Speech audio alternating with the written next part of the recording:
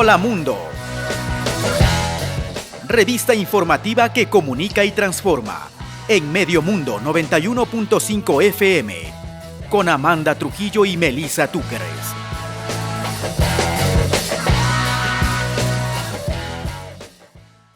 Estamos ya con nuestra invitada en este viernes que nosotros le dedicamos en la revista informativa Hola Mundo. Bienvenida, Mariuxi Navarrete, gestora cultural de Imbabura.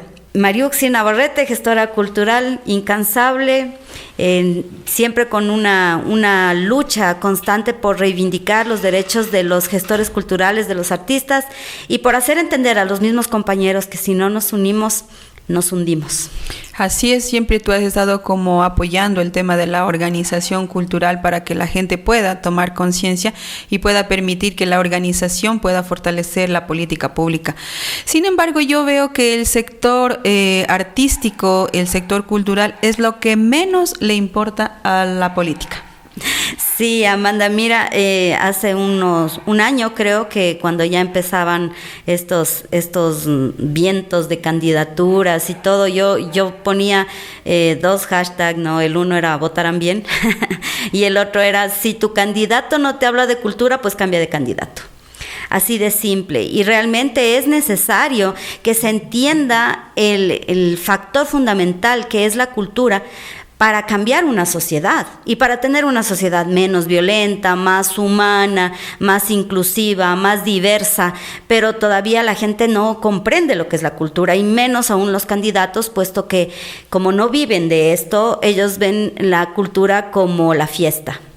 Y nosotros vemos la cultura como una forma de vida y como una bandera de transformación para la sociedad. Entonces sí, es muy complejo todavía hacerles entender a las personas y también que los mismos gestores, nosotros como artistas, gestores culturales, nos comprometamos con esa bandera de lucha. Ya hay que entender que somos dispersos, que somos diversos, pero que necesitamos unificarnos, porque si no, la política pública no son las dádivas, no son el que ahorita me dieron un contratito y con eso ya es como que solamente son las migajas, o a veces como hemos conversado, fondos concursables donde nos llevan a pelear por migajas, por presupuestos paupérrimos y que luego nuestros procesos culturales se sostienen solamente con nuestro esfuerzo personal. Y esa es una sobreexplotación y precariedad para todos los artistas. Mariuxi, contarles a los amigos que Mariuxi es gestora cultural de muchísimos años, ha creado la primera, se podría decir, orquesta infanto-juvenil aquí en el territorio de Imbabura. Es la única que empezaba a capacitar y a formar a las nuevas generaciones en el tema de las orquestas, de los instrumentos musicales que se necesita para formar este tipo de grupos y agrupaciones. Y empezaron después de ti muchísimos más. Así es. Entonces yo creo que es un trabajo que te ha tocado con muchísimo esfuerzo lograrlo. Y yo veo que tu postura también de la organización, de pensar de que la organización es importante para los artistas, que la organización es la única forma de poder lograr también la política pública. Y otra, también contarles a los amigos de que Mariuxi es candidata a la concejalía, la primera concejalía del Cantón Ibarra, de Democracia Sí, lista 20. Así es. Entonces nosotros, si tú estabas diciendo que si un candidato no te habla de cultura, pues cambia de candidato. ¿Cambiarían por ti? ¿Por qué? Bueno, lo ideal fuera que también la gente despierte un poco, ¿no? Yo les hablo muy frontalmente, no tengo esos ambajes ni esas cortinas que puedo, ni esos velos de misterio. La gente que me conoce sabe cómo soy, sabe que soy directa y que a veces esas palabras y esas posturas incomodan al poder, incomodan y he incomodado. Y quiero seguir incomodando en espacios donde tengo que levantar la voz por los derechos de mis compañeros. Realmente la lucha no debe detenerse. No pienso que en los planes míos, así como Mariuxi Navarrete, no estaba este proceso. pero también estoy convencida que las cosas llegan cuando tienen que llegar y llegan como deben llegar, porque a pesar de que había mucho movimiento político en los grupos, no fue el único grupo que me quiso llamar, que me llamó, que me invitó a ser parte, pero realmente yo no lo veía como una posibilidad, siempre veía como siempre hemos hablado nosotros, claro, ¿no? Menos listas, menos candidatos y sumarnos a un proceso. Nada, la gente no está preparada para eso y hay que tomar las armas que le pone en el camino. Así es que acepté esta invitación que me hizo Marcela Paredes como candidata en nuestra lista y los compañeros que ahí están, ¿no? Entonces, ¿qué es lo que les decimos a la gente? ¿Quieren un cambio de sociedad? Hay que cambiar culturalmente, y culturalmente no es solo arte. Es también pensamiento, es generar espacios de recreación, de deporte. Nosotros vivimos en una provincia tan diversa y yo siempre peleo, y tú sabes que no tenemos una dirección de cultura en el gobierno provincial. Entonces, ¿qué se necesita? Había, pero no es necesario. Es que la cultura está en todo, sí, está en todo. Y dicen, no, es que el turismo es la consecuencia, la base se llama cultura. Y nosotros, teniendo una provincia tan grande y con tanta diversidad cultural, no tenemos una representación de una forma provincial. Entonces vamos a los cantones. ¿Qué tenemos en los cantones? Comisiones de cultura. ¿Qué hacen? Claro, y están unidas, las direcciones de cultura están deporte, educación y cultura. Deporte, educación, cultura. Entonces, cuando sacamos una ordenanza, nos hablan hasta una ordenanza de cultura, nos hablan hasta de la carrera 10K. Entonces, una cosa es el arte y la cultura, otra cosa tiene que ser el deporte, otra cosa la educación. Y claro, si bien es cierto, se juntan, ¿no? Se juntan para un proceso administrativo, pero deben haber técnicos que entiendan eso. No pueden haber burócratas, simplemente, está bien, ganan su sueldo, pero ¿qué es lo que repercute, no? Solamente organizar el calendario de fiestas. Pero ¿dónde está el fomento? ¿Dónde está el fomento para las artes, la creatividad? Nosotros sabemos que eso se debe trabajar desde el territorio, porque el COTAD le da a los municipios el presupuesto y las competencias, y también al gobierno provincial. Es que si obviamente ganamos el espacio con esta concejalía, pues hay que luchar porque nos devuelvan lo que nos quitaron, porque sí teníamos dirección de cultura en la provincia. ¿Y tú estarías dispuesta, por ejemplo, a hacer una ordenanza? Porque hemos visto y hemos estado durante todos estos años, por ejemplo, luchando ya muchísimos años de pensar en hacer una ordenanza, que ya le entregamos, que no le entregamos, que no entra, que sí entra. Y al final, o sea, ¿cuál sería como uno de los íconos dentro de una ordenanza, por ejemplo, para apoyar estos procesos de política pública? Mira, te comento que claro, que hemos estado juntas en este proceso de una ordenanza de cultura, de una ordenanza para la cultura, que en definitiva después se convirtió en un copia y pega de las fiestas, del programa de fiestas, de todas las fiestas del año. Ya no impulsé más porque realmente no es algo que nos represente, y nosotros hemos trabajado desde Plataforma Cultural a nivel nacional estas propuestas para que se proyecten en los GATS, pero decidimos esperar a que vengan las nuevas administraciones, porque ahorita ya no tenía sentido.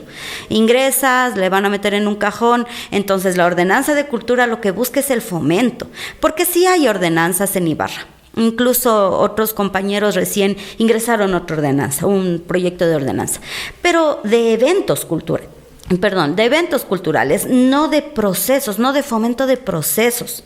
Y ese es el problema. ¿En qué se diferencian los procesos con los eventos para la gente? Para la gente que entienda. La gente generalmente vive eventos. Entonces, el día de mañana, o hace una semana creo que fueron los programas de Navidad en Ibarra, y bueno, hay que saber que se gastó mucho dinero en un solo día, en un solo proceso, o en un mes, así fuera. Pero ¿cuánto de ese dinero le quedaron a los gestores culturales locales? Hubieron las fiestas de Ibarra y vinieron artistas connotados y se fueron llevando la plata de nuestros presupuestos, y nuestros compañeros artistas tienen que colaborar, ¿sí? Porque las autoridades están convencidas de que el artista vive del aplauso, y los mismos espacios, no hay un censo de espacios, no hay un censo de gestores culturales. En el RUAC, tú conoces, no hay ni un 15% de artistas registrados. los demás no están en el RUAC, y cuando uno va al municipio y pide un censo, encuentra un Excel con tal vez unas 40, 50 personas, que son personas que ahí medio les mapean, pero no están registrados, no se sabe realmente de dónde encontrarles o cómo conversar con ellos, qué procesos generar, y por eso es que vivimos en precariedad, por eso es que no podemos luchar tampoco por los derechos culturales que nosotros tenemos, ¿no? Y la seguridad social es algo inalcanzable, y que tengamos un trabajo digno y un sueldo, un dinero al menos digno, que facturemos dignamente, eso no se puede. Entonces es necesario también trabajar en esos procesos de fomento. Y si bien es cierto, el municipio, bueno, dicen, no, nunca hay presupuesto, ¿no?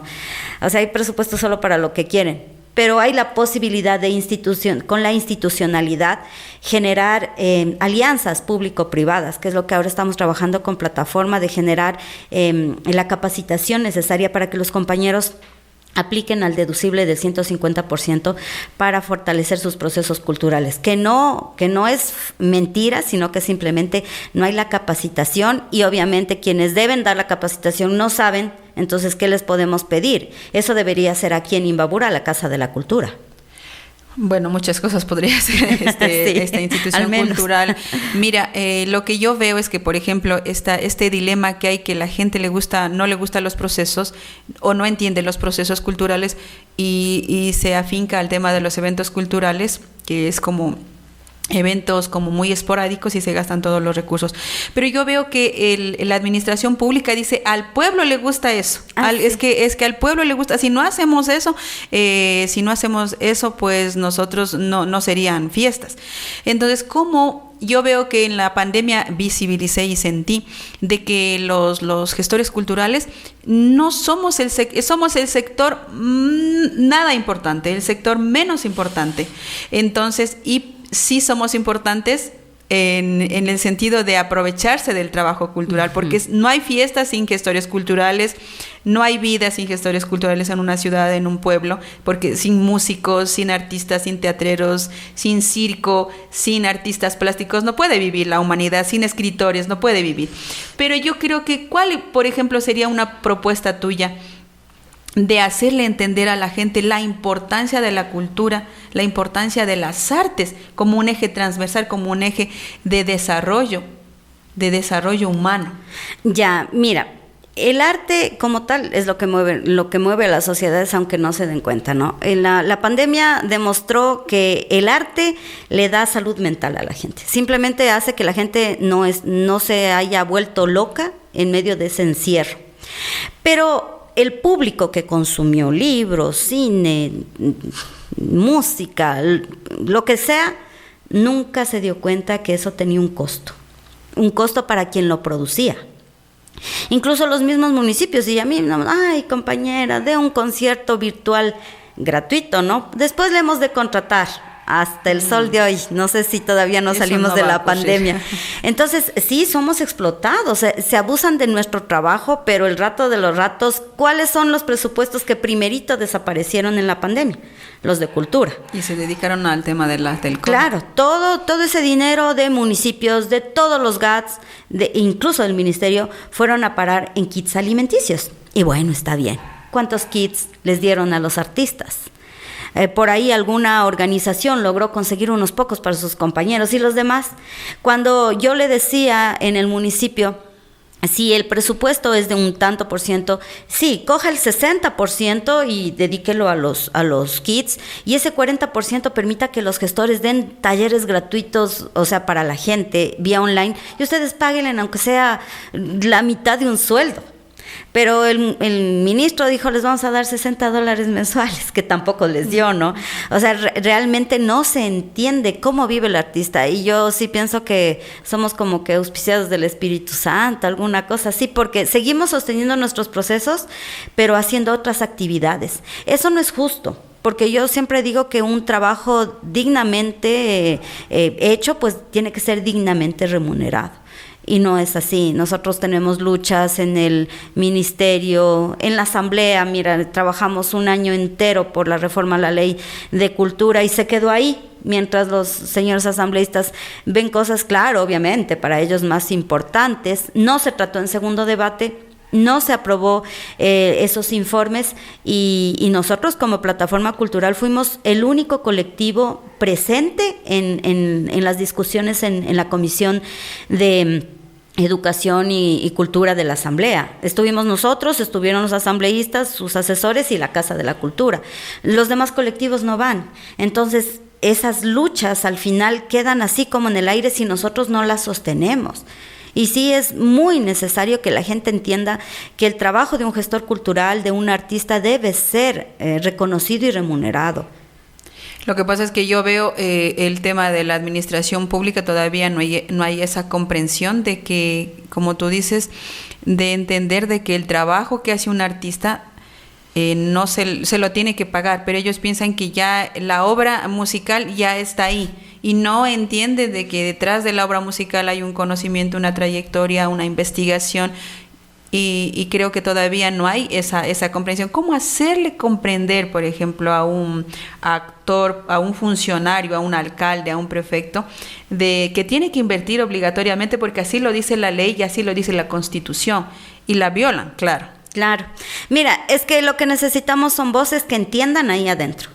O sea, no hay otra opción. Yo he tratado de apoyarle a algunas personas, autoridades ahorita electas, y decirles y hacerles entender. Y ha habido una señora que dice, venga, yo con usted aprendo, pero es que no me sirve que quede en el papel, me sirve que eso se proyecte y se cumpla. Entonces, si no tenemos personas que entiendan de cultura ahí, y no es que yo sepa tanto, no, pero somos equipos, somos compañeros. Entonces, cuando nosotros hablamos de Mariuxi Navarrete, no es Mariuxi, es todos los compañeros que están detrás. Si no hay una voz que nos represente, entonces obviamente eso no va a funcionar, hablando de la cultura.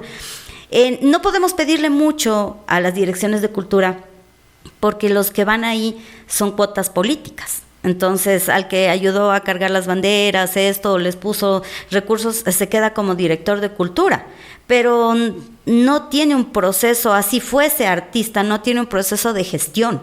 Tú dices la única manera de poder cambiar y transformar la precarización, a que haya dignidad, es que una persona que tiene todo un proceso cultural sea la que esté ahí tomando decisiones. Así es. Hay gente que le habla de espacios de poder, yo le hablo de espacio de toma de decisiones. Mira, te voy a dar un ejemplo. En Ibarra, hace años teníamos una compañera que tiene una discapacidad física y fue concejala, Inés Almeida. Cuando ella estuvo, por fin se pudieron hacer rampas y ascensores, ¿no? Porque ella entiende la necesidad y puede decirlo, y así sea que, bueno, otros decían, era solo un piso. Una grada es algo infranqueable para una persona que no tiene una movilidad completa.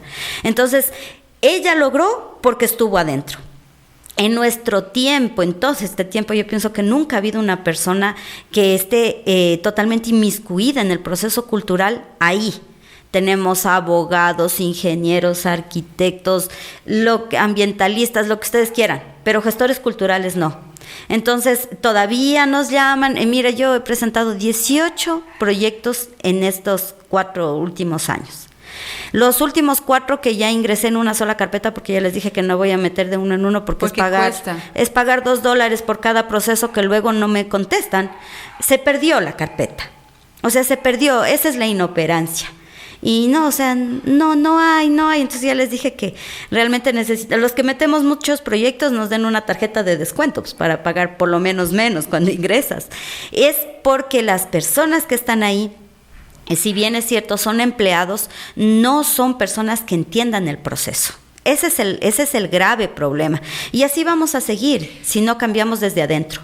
Así es un reto también para ti, porque yo veo que si bien la gente que tiene el conocimiento y tiene la voluntad, la conciencia, el proceso, tú tienes que ganarte los votos, porque se llega con votos. ¿Y cómo tú has estado pensando para poder a la gente hacerle entender de que lo que tú dices es importante, que la cultura es un eje importantísimo para el desarrollo del ser humano? Para que la gente pueda entender de que no solo es una lucha de los artistas, de los gestores, que somos los mediadores, para desarrollar ese eje, sino que también la población entienda de que los beneficiarios es la gente, es la ciudad, es la ciudadanía, es el pueblo. ¿Crees que es tu reto? ¿Cómo podrías llegar a la gente? Diga, no, pues Mariusi sí va a hacer una transformación y un cambio humano dentro de tu territorio.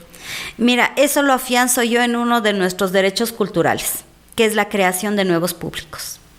La Orquesta Atahualpa para mí ha sido eso, una transformación no solamente musical y artística, sino precisamente humana. Porque cuando uno daba un concierto, obviamente no iba el niño solo, iba mamá, papá, hermanos, tíos, abuelos, se llenaban los teatros, ¿no? Eso significa generar un nuevo público, porque la gente entiende la cultura de otra forma, entiende de que mi hijo es parte, mi nieto es parte, y así pueden ser parte de otras personas. Hacer entender a la autoridad es muy complejo, porque el primer obstáculo que ellos ven así como infranqueable, un muro de piedra, no hay presupuesto, ¿no? Y estoy diciendo que los presupuestos hay cuando se los maneja adecuadamente, cuando se los maneja inteligentemente, cuando en lugar de destinar $70,000 para pagar a un artista internacional, eso significan prácticamente, 10 procesos culturales de un año. Imagínate, es pagarle a 10 procesos culturales de un año un sueldo de más de $600, de más de $600, pero eso no lo ven. Y ese proceso sí, o sea, ese presupuesto sí hay. La Comisión de Cultura tiene dinero que no ejecuta, ¿sí? Sin embargo, se van dineros en consultorías. No, las consultorías es una belleza. Viven estudiando, digo yo, pero no viven ejecutando nada. Y entonces resulta que hay gente que vive de esas consultorías y quiere tener representantes ahí para que saquen una sumilla del alcalde o la alcaldesa, para que diga ya la jefa o el jefe dice que le entreguen a tal personaje tanto por su estudio. Y luego incluso los espacios culturales no se administran adecuadamente. Y nosotros lo que llegamos a ver es solamente una cosa de chispazos, esporádica. No existen procesos culturales. Imagínate, en el Centro Cultural El Cuartel dice que te prestan un espacio por 3 meses y luego tienen que venir otros. Y yo, ¿qué proceso cultural se termina en 3 meses? Bien, si nosotros vamos 15 años y nuestro proceso no se ha terminado, el Ñucanchi va 50 años y su proceso no ha terminado. Y es precisamente porque quienes están ahí no entienden lo que es un proceso cultural. Necesita fortalecimiento, necesita presupuesto, necesita espacio, necesita de alguna forma un paraguas institucional para salir adelante. Así es, nosotros conocemos que las autoridades desconocen sobre los procesos culturales, sin embargo, también es la población la que todavía no comprende la importancia de la cultura, y por eso es lo que yo te preguntaba, que todavía la comunidad no comprende el tema de que las artes, la cultura es un derecho humano. ¿Cómo nosotros poder hacer entenderle a la comunidad de que si usted en algún momento no ha visto teatro, es que usted no está ejerciendo su derecho cultural? Y si es que no ha escuchado, no ha visto, por ejemplo, una obra de circo, es que no está ejerciendo su derecho humano, o no ha sido capacitado, como tú dices, nuevos públicos para disfrutar de las artes. Yo veo que este es como uno de los mayores retos que tú, en este proceso de campaña que es pequeño, tendrías que hacerle comprender a la comunidad, a la gente. Yo quisiera agradecerte muchísimo por haber estado aquí en este espacio de la comunidad, de nuestra comunidad de Radio Medio Mundo. Pues ha sido un gusto no solo que sea esta la primera vez que conversamos, porque estamos siempre conversando contigo fuera de los micrófonos, un poco debatiendo e impulsando estos procesos. ¿Qué le dirías tú a la comunidad, por ejemplo? Son miles de votantes jóvenes, miles de votantes adolescentes de los 16 años que también tienen el voto facultativo, de la tercera edad, gente que te está mirando. ¿Por qué te apoyarían a ti? Bueno, yo hoy vine a hablar de cultura, pero también tengo otra bandera muy importante, que es la reivindicación de los derechos de las personas con discapacidad, ¿no? Porque vivir con una discapacidad no es fácil, pero una discapacidad no es una incapacidad, y creo que lo hemos demostrado en el tiempo. Necesitamos, como digo, ciudades más humanas, necesitamos aprendernos a sensibilizar con la necesidad del otro. Cuando nosotros hablamos de unas ciudades que no están hechas para todos, no es solamente para las personas con discapacidad. Mira, yo ahora salgo a caminar con mis compañeros y ellos se dan cuenta ahora que las rampas en las veredas no están bien hechas, que cualquier persona puede caerse, que hay rampas que terminan en alcantarillas. Imagínate una persona que baje con un bastón para no vidente, se va ahí, y que la rampa no termina en el paso cebra y que no hay ningún respeto sobre ello. Y todo ese cambio al final es cultural. O sea, la gente debe entender que el cambio de la matriz cultural no es solamente una retórica, no está en papel, es una transformación del ser humano dentro de la sociedad.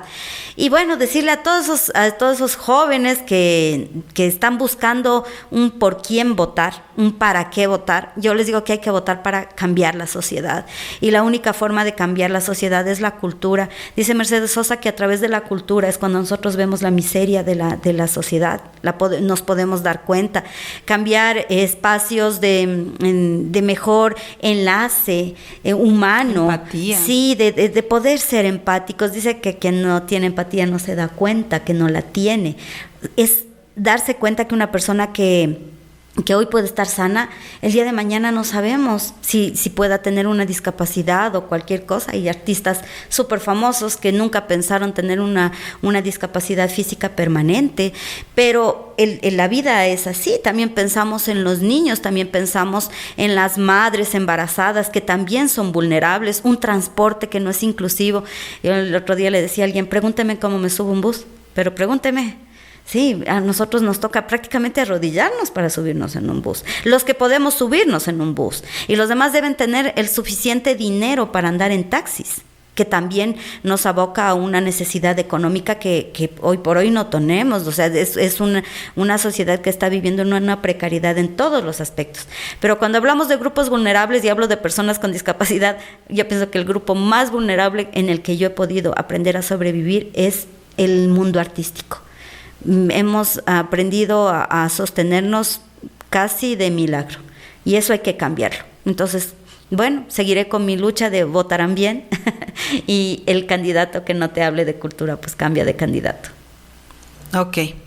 Estábamos escuchando a Mariuxi, pues nosotros con esta intervención de la compañera gestora cultural que está de candidata por el partido político Democracia Sí. Lista 20. Lista 20, pues esperamos que no sea esta la primera entrevista y la primera conversación contigo en este medio de comunicación, e invitarte porque hay muchísimas cosas que debatir. Yo creo que durante todo este tiempo que tú vas a recorrer vas a ir viendo cuáles son las necesidades más profundas de la gente, porque lo que los artistas son es que van a solucionar los problemas de la humanidad. Sí. Porque no solo es, a veces la gente piensa que solo uno se está luchando por el trabajo cultural. Sin embargo, el trabajo cultural está al servicio de la gente. Entonces ese es como el mayor reto que tienen los gestores culturales, que en este momento están en unas condiciones precarizadas. Entonces agradecemos por tu visita y qué bueno haberte tenido aquí. Eres nuestra tercera candidata invitada. Ay, gracias. Estamos inaugurando las entrevistas hablando sobre cultura este viernes. Así que nosotros, después de unos minutos, nosotros volvemos con más noticias.